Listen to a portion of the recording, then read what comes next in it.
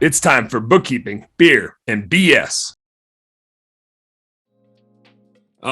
Let's get into like the how and what that process looks like. And Chelsea, you had shared a link with me before. Do you want me to like share that so everybody else can see it? We can kind of walk through what that checklist looks like.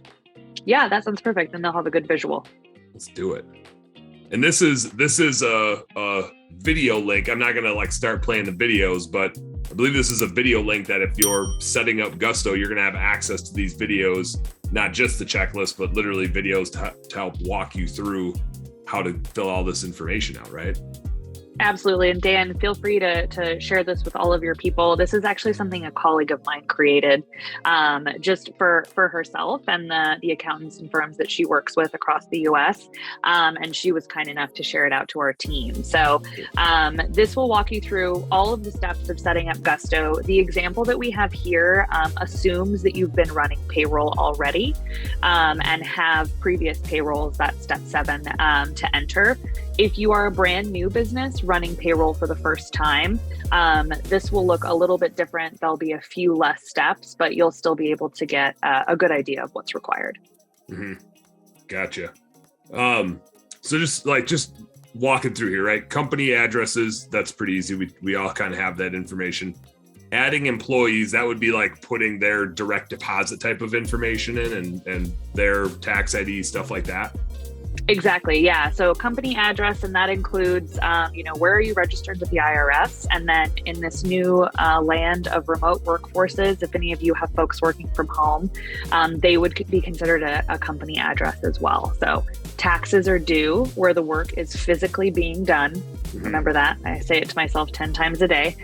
So if you do have a remote workforce, as in number 3 on those tips there, the work address should be where the employee physically works for the company.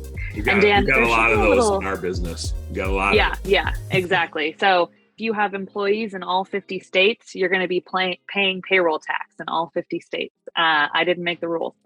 And if you want to hit the little arrow, it should take you to the next step, which is add employee. Oh, how nifty is that? Look at this. Yeah. So you can kind of get an idea of what the process is going to look like. For this one, you're going to be able to invite employees to enter their own details, which include stuff like confirming their address, social security number, bank account information for direct deposit, which is included in all Gusto tiers, and then filling out their W-4, which is where they indicate what their withholding will be, both federally and in the state. Yeah. Janelle, Janelle on our team gets all of the feedback about when people trip up on stuff. So Janelle, I'm curious, do you see, is there a spot in the process where people either get cold feet or get hung up, where you see like a consistent thing that throws business owners off? I do. It's a little bit further down. I think the employee setup section of this, where the employee really takes the reins and does it themselves, is super efficient. That's almost never a problem unless they enter like an incorrect routing number or something like that. And then Gusto has, I don't know, I've seen the emails. What do they say, Chelsea? Like, so-and-so's routing number is bad. They need to re-enter it or whatever. So it'll send you a warning so you know that person isn't going to be able to get paid until there's correct information there.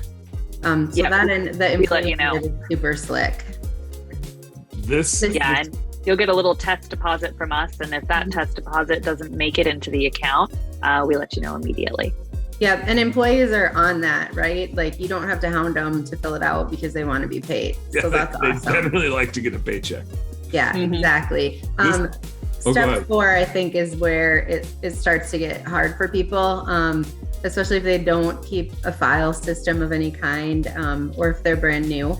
I just helped somebody actually this morning who just having trouble with finding their number for Tennessee. So I logged into their Gusto account, clicked around, saw you guys had the help for Tennessee. It said, call this number if you didn't receive your paper when you applied or whatever. So I gave him the number and he called, and I'm not sure if he got what he needed, but I mean, it just couldn't be easier to find the resource you need to go track down whatever paper you don't have. I was just saying, I feel like, and I'm not saying I'm the same as every business owner out there, but I think, Chelsea, to what you said earlier, we all have a little bit of ADD going on. And I'm pretty dialed in on like our federal numbers of the FEIN type of stuff, but state tax ID numbers or like unemployment ID numbers, I just have no idea, and I don't know where it is, and I don't know how to get it. And that was super overwhelming to me because in our bookkeeping business, it's like, yeah, we got employees in Nebraska, Florida, North Dakota, California, Ohio, Minnesota, South Carolina. And I was like, I don't know what I don't know. All I know is that I have no idea how to find these numbers, where to get them, how to set them up, all that stuff. Oh, we have Wisconsin too. So that part overwhelmed the hell out of me. And the resources for Gusto, I was actually gonna pull it up on my other screen here if I could find it. But the ability to like walk through state by state what Gusto needs, and it literally like spells out where to find it, and has the link for the website and bullet pointed instructions of where to click to go get the thing. And like if I didn't have that, I would be banging my head against the wall, soaking from my own tears. But instead, I can, like, even I, who's afraid of going to state websites to find this information and go log in, even I was able to figure that out. And that and let's say you made a mistake, like let's say you put in the wrong state tax ID. That would never happen. I don't know what you're talking about. No, I'm talking about a different client that we have, of course. Could have been me. Someone recently put in the wrong state number. It was like they transposed or typoed or something. And so someone got a notice in the mail saying, hey, Florida is angry about something. Can you please file your papers?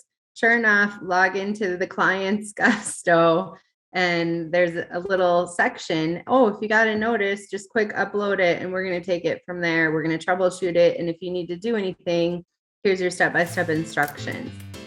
So not only is it everything went perfectly, but also if it didn't, here's how we can help you.